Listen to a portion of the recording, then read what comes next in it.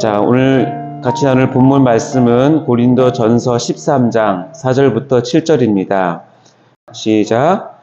사랑은 오래 참고 사랑은 온유하며 시기하지 아니하며 사랑은 자랑하지 아니하며 교만하지 아니하며 무례히 행하지 아니하며 자기의 유익을 구하지 아니하며 성내지 아니하며 악한 것을 생각하지 아니하며 불의를 기뻐하지 아니하며 진리와 함께 기뻐하고 모든 것을 참으며 모든 것을 믿으며 모든 것을 바라며 모든 것을 견디느니라. 아멘. 자, 이 새벽에 기도의 자리에 나오신 여러분을 주님의 이름으로 환영하고 축복합니다. 말씀으로 은혜 받고 기도로 응답받는 그런 귀한 시간이 되시기를 간절히 소망합니다. 자, 오늘 설교의 제목은 사랑장 고린도전서 13장 새벽 묵상 6번째 시간입니다. 지난 시간에 이어서 사랑의 8가지 대적들을 나누는 2번째 시간인데요. 오늘은 교만함, 무례히 행함, 자기의 유익을 구함에 대한 주제로 나누고자 합니다. 이렇게 공동체 안에서 사랑을 방해하고 대적하는 속성을 본문에서는 이제 8가지를 우리에게 소개하고 있습니다. 우리가 금방 읽었지만 이 8가지는 무엇 하지 아니하며 라고 표현함으로써 우리가 이것에 대해서 경계하지 아니하면 언제나 공동체나 동역자들 그리고 지인들 사이에서 사랑으로 하나 되는 것에 큰 장애를 끼칠 수 있음을 경고하고 있습니다. 자, 그럼 우리 같이 전체적으로 한번 살펴볼까요? 공동체의 사랑을 위협하고 하나됨을 깨는 이 8가지의 대적들을 하나씩 보도록 하겠습니다. 본문을 한번 보시면서 하나씩 읽을 때에 과연 나에게는 이러한 사랑의 대적들이 몇 개나 해당이 되는지 한번 마음속으로 헤아려 보시기 바랍니다. 제가 보겠습니다. 첫 번째, 시기하는 것. 두 번째, 자랑하는 것. 세 번째, 교만한 것. 네 번째, 무례히 행하는 것. 다섯 번째, 자기의 유익을 구하는 것. 여섯 번째, 성내는 것. 일곱 번째, 악한 것을 생각하는 것. 여덟 번째, 불의를 기뻐하는 것. 이렇게 8가지를 사랑의 대적들로 소개를 하고 있습니다. 자, 어떠신지요? 이것들은 사랑이 결핍된 그 어떤 장소이든지 어느 때이든지 바로 우리 안에 침투해서 우리가 하나님의 자녀답게 살지 못하도록, 다시 말하면 사랑 없이 살아가도록 우리를 이끄는 사단의 아주 훌륭한 도구들이기도 합니다. 그 중에서 지난 시간에는 처음 2가지, 시기하지 아니하며와 자랑하지 아니하며라는 2가지 내용을 같이 나누었습니다. 바로 이 시기와 자랑이 얼마나 공동체의 사랑과 결속을 깨뜨리는지 우리가 알 수 있겠죠. 오늘은 이어서 다른 3가지 대적들을 살펴보도록 하겠습니다. 첫 번째는 교만하지 아니하며, 두 번째는 무례히 행하지 아니하며, 세 번째는 자기의 유익을 구하지 아니하며, 이 3가지를 가지고 이야기하도록 하겠습니다. 성령님께서 우리에게 깨달음과 또 돌이키는 마음을 주셔서 사랑을 회복하는 우리 성도님 다 되시기를 주님의 이름으로 축원합니다. 자, 첫 번째입니다. 교만하지 아니하며. 사랑은 교만하지 아니하며 라고 본문은 이야기하고 있습니다. 먼저 교만이라고 하면 굳이 예수 믿는 사람들뿐 아니라 세상의 일반 사람들도 다 경계를 하는 것입니다. 그래서 자기 보기에 교만한 사람은 본능적으로 이렇게 싫어하게 되고 거리를 두는 것이 인지상정인 듯 합니다. 그러면서도 자기는 교만해지고 있는데 그것을 모르는 경우가 태반입니다. 다들 자기 기준으로 교만을 측정하기 때문이죠. 이 본문에서 교만하다라는 의미로 번역된 단어는 퓨시오타이인데 그 원형은 퓨시오오라고 하는데 그 뜻은 뭐냐면 부풀게 하다, 교만하게 하다 또는 거만하게 하다라는 뜻입니다. 이는 자기의 지식과 소유에 의존해서 남을 비교하고 그것으로 자기를 높이는 것을 뜻한다고 합니다. 인간은 참으로 허황된 존재인 것이 조금만 칭찬을 들어도 끝도 없는 교만에 사로잡히게 된다는 것입니다. 어떻게 공감이 되시나요? 이것을 성경에서는 다음과 같이 경고를 합니다. 잠언 16장 18절의 말씀입니다. 교만은 패망의 선봉이요 거만한 마음은 넘어짐의 앞잡이니라. 이러한 교만의 예들은 정말 성경 곳곳에서 무수히 발견됩니다. 그 중에 대표적인 한 가지만 여러분께 예를 들어 본다면 남유다의 10번째 왕인 우시야 왕이 있었습니다. 역대하 26장 16절 말씀에 의하면 그가 강성하여짐에 그의 마음이 교만하여 악을 행하여 그의 하나님 여호와께 범죄하되 곧 여호와의 성전에 들어가서 향단에 분향하려 한지라. 이 우시야 왕이 앞에 보면 그가 강성하여지매라고 표현되어 있는데 역대하 26장 1절부터 15절까지는 그 남유다가 정치적으로, 경제적으로, 외교적으로, 국방적으로 정말 모든 면에서 하나님께서 축복하셔서 나라가 강성해졌습니다. 그 중심에는 우시야 왕이 아주 중요한 리더십을 발휘하고 있었죠. 근데 도대체 왜 그 마음이 교만해졌을까요? 이게 그 우시야 왕을 탓하기보다는 이게 혹시 나의 모습이 아닌지를 한번 돌아봐야 될 것 같습니다.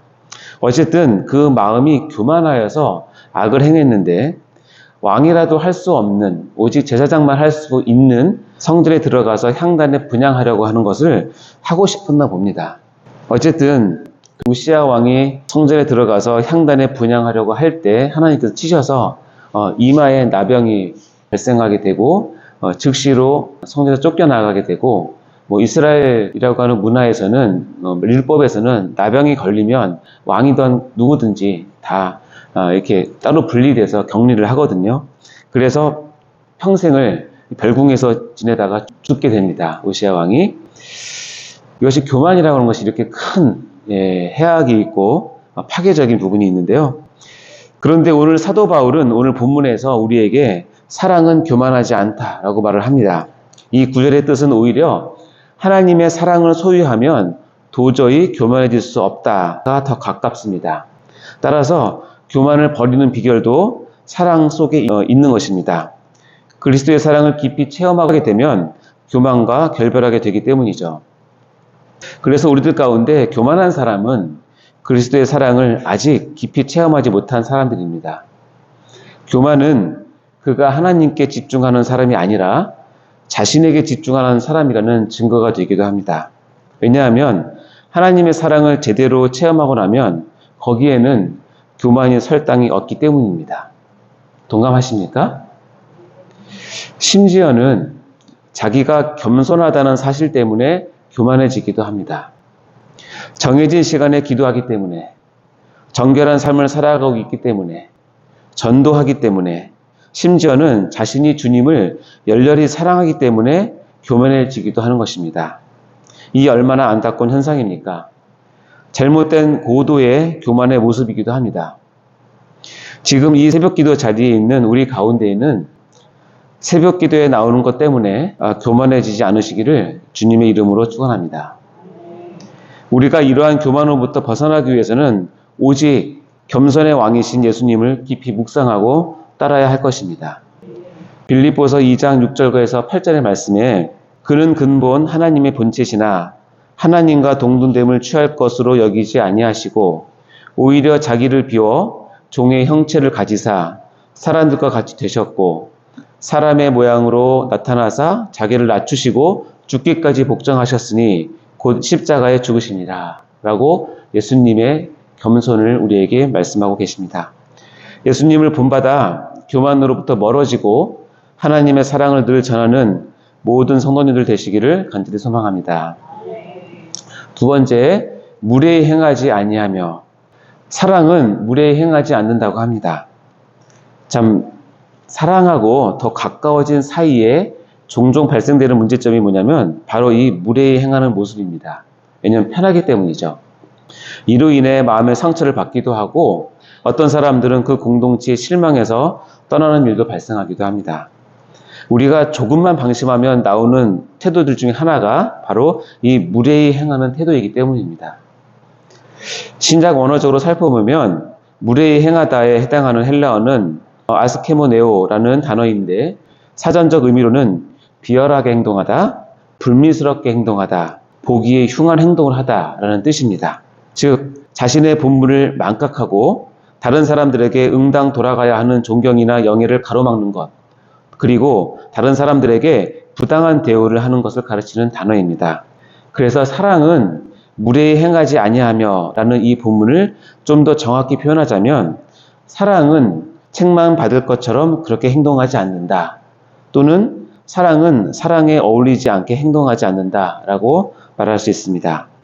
특히 이 무례함에 아까 나누었던 교만함이 합쳐지면 이는 심각한 영적 문제점을 낳게 됩니다. 이를 성경은 망령된 자라고 표현하고 있습니다. 잠언 21장 24절에 보면 무례하고 교만한 자를 이름하여 망령된 자라 하나니 이는 넘치는 교만으로 행함이니라. 사랑은 자기 위치에 맞게 표현되어질 때 가장 아름다운 법입니다. 따라서 무례히 행치 않는다고 하는 것은 내게 주어진 자리가 요구하는 방식대로 사랑한다는 것입니다. 부모는 부모답게 자녀를 사랑해야 하고 자녀는 자녀답게 부모를 사랑해야 합니다. 목회자는 목회자로서 성도를 사랑해야 하고 성도들은 성도의 자리에서 목회자를 사랑해야 하는 것입니다. 이는 부부간에도 또는 공동체의 형제자매 사이에도 마찬가지입니다. 이러한 자기의 자리에서 벗어나 무례히 행하게 되면 거기에는 상처와 다툼과 미움이 난무하게 되고 결국은 누군가는 실족하게 됩니다. 이러할 때 우리는 예수님의 경고의 말씀에 반드시 귀를 기울여야 할 것입니다. 또 누구든지 나를 믿는 이 작은 자들 중 하나라도 실족하게 하면 차라리 연자 맷돌이 그 목에 매어 바다에 던지는 것이 나으니라 라는 말씀입니다. 아무리 내가 화가 나 있어도 아무리 내가 마음이 몹시 불편한 상황이라 할지라도 절대로 나의 무례한 행동이 한 영혼을 실족해 하는 일이 없도록 내 안에 하나님의 사랑을 굳건히 붙잡으시는 사랑하는 성도님 다 되시기를 간절히 기원합니다. 그래서 우리의 공동체를 든든히 지켜나가시는 여러분이 다 되시기를 축원합니다. 마지막 세 번째, 자기의 유익을 구하지 아니하며입니다. 사랑은 자기의 유익을 구하지 아니한다고 합니다. 이는 사랑은 자기 자신을 찾지 아니하며라고 해석할 수도 있습니다. 여기서 자기의 유익을 구하다라는 뜻의 원어적인 뜻은 자기의 것을 찾으려고 또는 자기 것을 얻으려고 애쓰다입니다. 이는 이기심을 가지고 개인주의적 가치를 추구한다는 의미이기도 합니다. 어떤 분들은 이렇게 질문할 수 있습니다. 개인적인 유익을 추구하는 게 뭐가 그렇게 나쁘냐고 반문하실 수도 있습니다. 맞습니다. 개인적인 유익을 정당하게 추구하는 것은 우리가 살고 있는 자유민주주의 사회에서는 오히려 권장할 만한 덕이기도 합니다. 저 자신도 한 명의 사회인으로서, 한 병원의 원장으로서, 또 경제활동을 하는 한 경제인으로서 자기의 유익을 추구하는 것은 나쁘지 않다고 봅니다. 아니, 오히려 그것은 당연한 권리이자 삶의 한 형태라고 할 수 있을 것입니다. 그런데 여기 하나 더 추가되는 신분이 있습니다. 내가 예수를 믿는 그리스도인이라면 이 질문에는 좀 다른 답을 해야 한다는 것입니다. 왜냐하면 성경 말씀에는 이 부분에 대해서 다른 견해를 말씀하고 있기 때문입니다. 예수 그리스도께서 다른 사람의 평안과 구원을 위해 애쓰신 것처럼 사랑이란 이웃과 함께 좋은 것을 나누기 위해서 자기의 일체의 이기심을 배제해야 될 뿐 아니라 더 나아가서 자신이 응당 사용할 수 있는 권리조차 포기하는 것이기 때문입니다. 다시 강조합니다. 자기의 일체의 이기심을 버려야 할 뿐 아니라 자기가 응당 받을 수 있는 권리조차도 포기하는 것이 사랑이기 때문입니다. 고린도전서 10장 23절과 24절에는 이런 말씀이 있습니다. 모든 것이 가하나 모든 것이 유익한 것은 아니요 모든 것이 가하나 모든 것이 덕을 세우는 것은 아니니 누구든지 자기의 유익을 구하지 말고 남의 유익을 구하라. 이것이 사랑의 자세이기 때문입니다. 사랑하는 성도 여러분, 여러분의 최대의 관심사는 무엇입니까? 하나님의 영광입니까? 아니면 여러분의 행복입니까? 여러분의 행복이 여러분의 숨길 수 없는 관심사라면 여러분은 그저 한 명의 이기적인 사람에 불과할 수 있습니다. 하나님을 사랑하는 사람의 숨길 수 없는 표지는 바로 자기 희생과 자기 부인이기 때문입니다.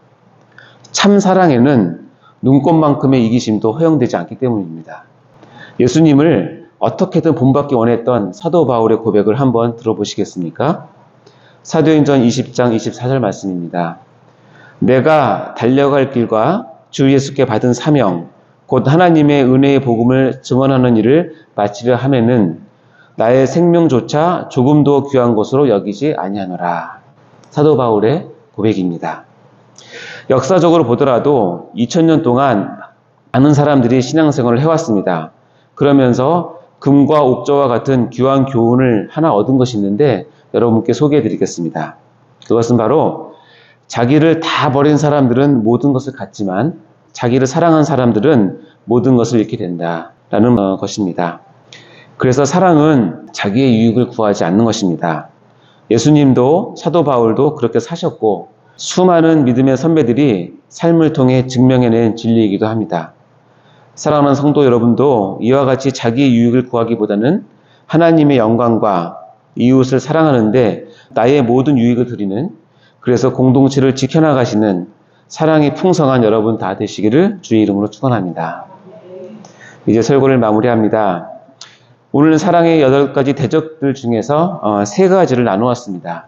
교만한 것, 무례히 행하는 것, 그리고 자기 유익을 구하는 것.